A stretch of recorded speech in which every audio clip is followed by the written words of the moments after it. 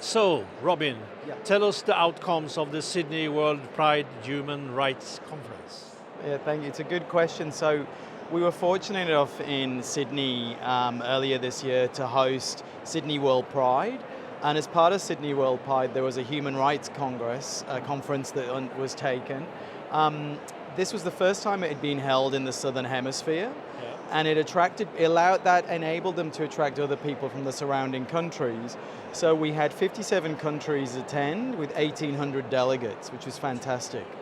And the reason that they selected Sydney in Australia was because they were looking for a place that demonstrated excelling in inclusivity, in diversity, in sustainability, and accessibility.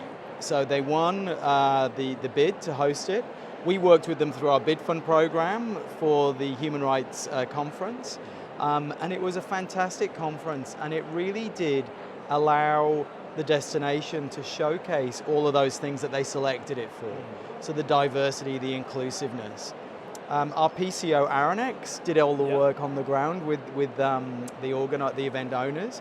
And the type of examples that I've got for you for accessibility that were taking place, it was obviously we had sign language interpretation and Aslan for the hard of hearing, and then it was also things like therapy dogs could come in.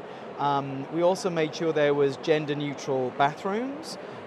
We also, one of my favorite things they did, on the lanyards people wore, there was this thing called the sunflower lanyard, and it was an identifier of a sunflower, so I could see if we were talking that you had some need that isn't visible. So I knew that I could approach the conversation in a different way because there was something, a need you have, an accessibility need that is not so visible, so which was really great. Then the legacy things, do you want me to tell you about the legacy that came from the event? That was my next question. Oh, there you go. In terms of legacy, because the great thing about business events, it's not only having people there for the event and boosting the visitor economy, but it is also the legacy that comes from it. That's what the great thing is. From this particular event, I can give you 4 legacies that have taken from it. The first one was the Australian government committed $3.5 million towards a global equality fund. And this is a program partnering with 18 other countries around the world and private enterprises that really champions the needs of LGBTQI plus communities around the world. So that started. The second one was $26 million was invested in a 10-year health program for the community. And that's looking at what does that community need from education, from research. And during the conference itself, they kicked off the first round table to hear from the community what kind of health research needs do you have. So that's an ongoing legacy program.